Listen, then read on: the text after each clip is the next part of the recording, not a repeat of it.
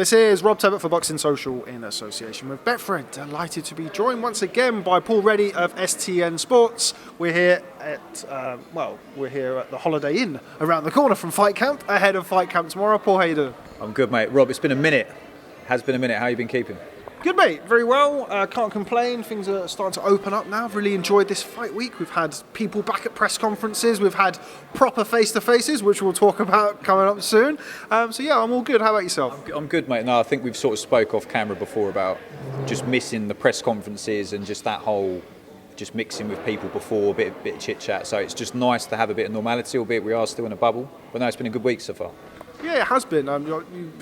Those big fight weeks and like having people, there's something about it like that I feel like was lost during the pandemic. That little bit of electricity in the air, which leads me on to Sandy Ryan, your debutante tomorrow night. Her very fiery head-to-head today at the weigh-in. Were you expecting that? No, not at all. I mean, we kind of sort of spoke about before because she's kind of like, oh, I might say this, I might say that. And I'm like, look, just go up there. Obviously, be confident because it's new to her. You don't get that in the amateurs and. I think people mistake her style. She's quite softly spoken, but she is a bit nuts. She won't mind me saying that, but she's got a kind of underlying confidence about her, and that come across today. But good to get it out of the system, and then tomorrow we look forward to a very clinical performance, I feel. Yeah, I can't remember too many fighters, either male or female, on their debut getting involved in a heated head-to-head like that. Does that bode well for the future? Is that something we could potentially see moving forward? No, I don't think so. I think you've got two girls there that are coming to win. I mean, Kirsty, this is her opportunity. I know people are saying there's quite a bit of pressure on Sandy, which of course there is, but Kirsty's fighting for opportunities beyond this, that if she was to beat Sandy, her career changes forever. But if she puts in a good performance, then great. If she doesn't put in a good performance, then her opportunities to box on the TV show again diminish. So for her, this is her world title, this is her big opportunity, and she's going to bring it, and we're ready. I spoke to Eddie at the press conference yesterday, or after the press conference yesterday, and he lavished praise on yourself and STN and Sandy, of course, for taking an opponent like Kirsty Bevington in the first fight, 6 rounds, not a 4-rounder. Why was that important to both yourself and Sandy Ryan at the start of her career to, with all due respect to some of the opponents we've seen, not go in there against a knockover job? Yeah, I think when I first met Sandy, I was kind of quite... Shall I lean forward a bit? Is that easier? Yeah, you sure? I was quite keen for her to not fight someone just for the sake of it. Look, she's decorated amateur, missed a year with COVID like everybody, and because of her, she had a shoulder injury as well. So her style is better over the longer rounds, and I don't feel she would have got much out of doing 4-rounders. We were offered a couple of other opponents. There was another Brit that we were offered with a winning record, which we said yes to. We were offered Kirsty, yes. I think Kirsty was going to go on holiday, do a Route 66 vacation, which, fair play to her, she's kind of put that on ice to take this opportunity. But I think it's the right move for Sandy. We'll move her aggressively, but not ridiculous. I don't want her fighting for a world title in her third fight. She's got to do the 6s, she's got to do the 8s. We'll bring the weight down towards 140 pounds. But she'll get better and better as the rounds get longer. Now, of course, you've matched fighters from working in Matchroom. You've obviously got other fighters under the STM banner. How does it differ, or does it differ at all, matching somebody as kind of an independent, so to speak, manager, as opposed to working for a promoter? Is there any differences? Yeah, I think you've probably got a bit more time to do your research on the opponent. So when you've got a stat card and you're filling the right-hand side up, or you're trying to kind of build a fight, say, with some local fighters, I've actually been able to kind of do my due diligence and my job, really, speaking to people that she sparred, other individuals, people that know her. So try and build a bit of a picture. I'll probably watch more of her fights than I would do for a fighter or prospect I've matched in the past. So yeah, I feel we've got, as a team, we've got a very good understanding of who she is, what she's going to bring, and how the fight should go. Elsewhere on the card tomorrow, of course, you're familiar with every fighter, but you're familiar with certainly some of the fighters that we've got tomorrow. Yep. Any in particular fight that stands out to you? I think BILLAM-SMITH McCarthy's brilliant. I think that's really sort of captured the imagination, and you think, it's crazy to think that they both sort of suffered a defeat to Richard Riakporhe, who's, hopefully we get to see him back in the ring soon, but they've both really sort of kicked on and galvanised. BILLAM-SMITH had that amazing win in Liverpool against Craig Glover, and then McCarthy kind of had the great win in Italy, and he's really sort of gone from strength to strength. And there's real needle there. There's clearly a bit of needle between the teams. And I just think the big boys always bring excitement. I think at that weight they can all punch.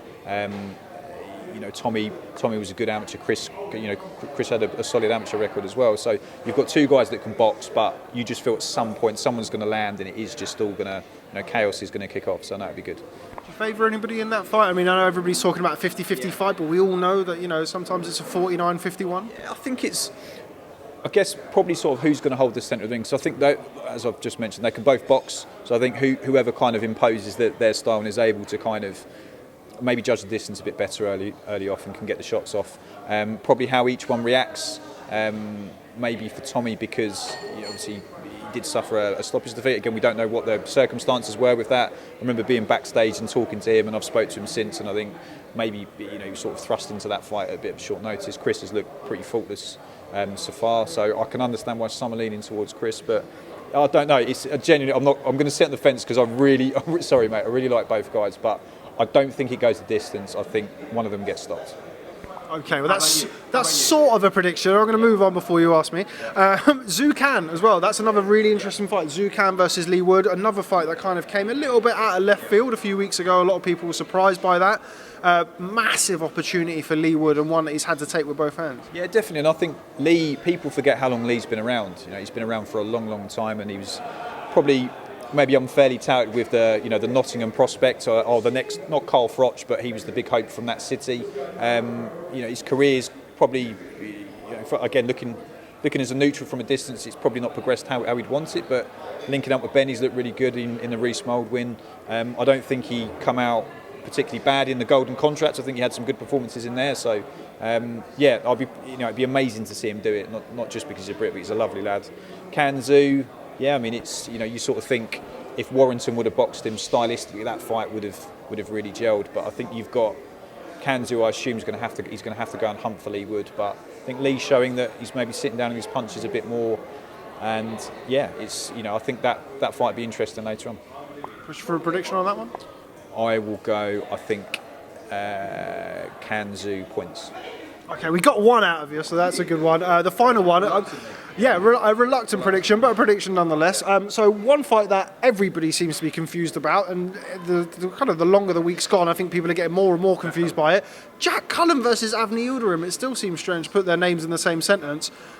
I haven't spoke to anybody who has a convincing argument on this. So if you want to sit on the fence on this one, I think we'll probably let you. I think Jack Cullen will knock him out. And that's not me pulling the Brit card. I thought the Canelo defeat was quite devastating.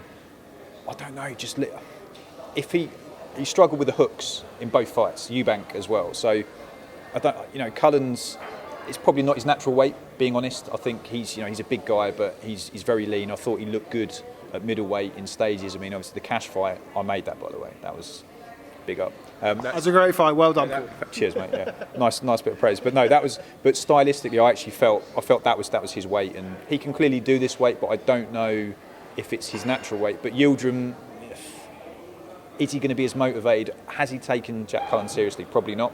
So I think Jack can capitalise on that if he can jump on him early and maybe sort of hurt him, and it could get quite interesting. So yeah, I think Cullen maybe inside 7. It is an interesting fight, and you are by far and away the person who's put themselves out there on that one most, so that kind of forgive you for the first non-committal prediction. Yeah. No. Who would you pick in that, Rob? I'll tell you what, you give a prediction and I'll give a prediction. For what? BILLAM-SMITH McCarthy. Moving on to STN Sports, other athletes, Dalton Smith. In all seriousness, an awful lot being said about Dalton Smith. Everybody getting very, very excited from a fighting city in Sheffield. It's kind of come to obviously Kid Galahad boxes next week for the world title, but a real opportunity for Dalton Smith to establish himself as the leading light in Sheffield boxing. No, definitely, and there'll be some news on Dalton soon in terms of. I'll tell you off camera, but it's positive just in terms of what he's doing with his career, like with Matchroom. He was due to go on the LA show, but there's a bit of movement on that. But no, he's looking great, and I think what a division domestically. I mean, even you look at the top of the food chain, but you've got some amazing fights at domestic level, and I'd like to see him fight for a British title towards the end of this year, if possible. If we can do that. I was just about to say, how quickly are you looking to match him? You've obviously shown intent with Sandy Ryan, the way she's been matched, and even with Dalton Smith in his last fight against Lee Appleyard, experienced campaigner. How quick are you looking to push him? He's obviously a tremendously talented prospect, but there's several ingredients to matching and building a fighter, as you know. Of course, and I think that Dalton, I'm part of the team with Dalton. Sean and I working together. Sean and Grant are the ones that call the shots on the opponent selection there. I'd like to see Dalton headline a next gen show in Sheffield. I think there's a real momentum, especially with Sheffield Wednesday. I don't know if you saw the kind of kit selection for LA. So yeah, Sheffield's pushing him. It's great to see Wednesday get behind him as well. So yeah, I think certainly he needs to do a 12 rounder, which would be in the foreseeable future.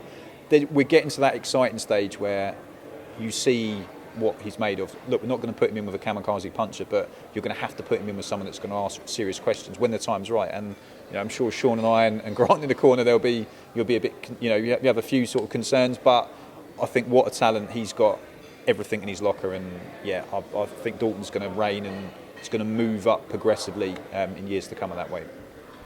Elsewhere with STN Sports, we recently heard an announcement regarding Callum Smith, of course, former champion at £168, now moving up to £175, and under the stewardship of a certain Buddy McGirt. Talk to me about that link-up. Yeah, so I think obviously Callum took a bit of time out from boxing. He's always, probably he'd admit himself that maybe he's always, he likes to have a bit of space, but especially after a defeat, he's needed to get his head round, spend a bit of family time. We caught up with him maybe March time, seemed in a good place, but I think he was just still, working out a few other bits and pieces, sort of personal life and boxing wise as well.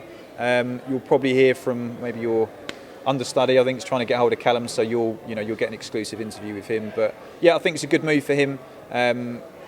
I guess he feels maybe he just needed to sort of freshen things up, take himself out of the UK. Liverpool and Manchester can be a bit of a goldfish bowl sometimes. So I think for him he's gone over there with his fiancée and his daughter, I think just initially to get settled.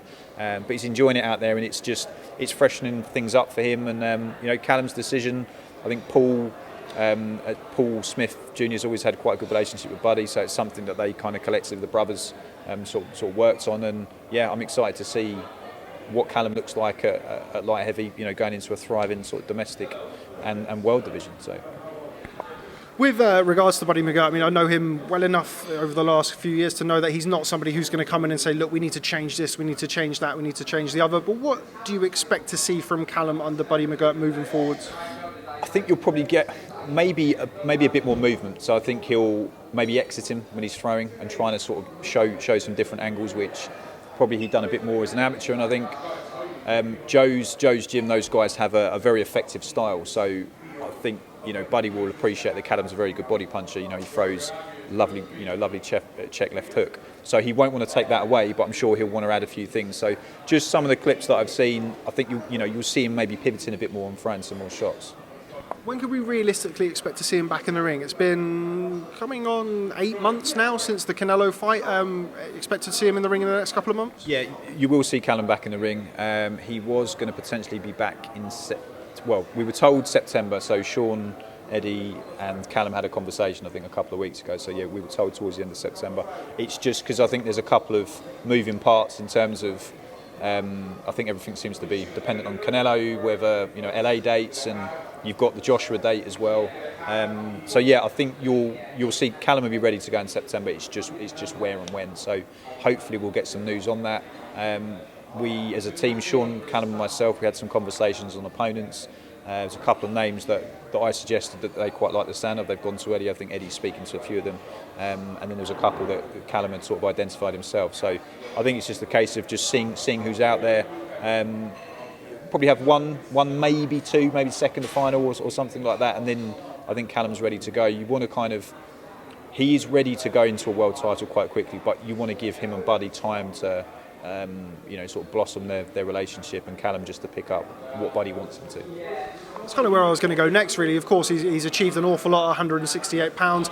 Doesn't really seem like the type of a fighter to take 4 or 5 fights before he's ready for a world title, and particularly the light heavyweight division, while still a very strong division, potentially not as deep or not as strong as it was maybe 5 or 6 years ago. Would you agree? Yeah, no, I would agree with that, and I think you've got a bit of a backlog, haven't you, with like the WBO's kind of log jammed a bit. You've got Joe Smith, you've got Salamov, is that November? It's November time. And then you've got obviously Yard, Arthur, October, I think I saw today, and then Callum Johnson, I'd imagine, is probably floating around there, so that's WBO. WBA, you've got Boatsi's quite high.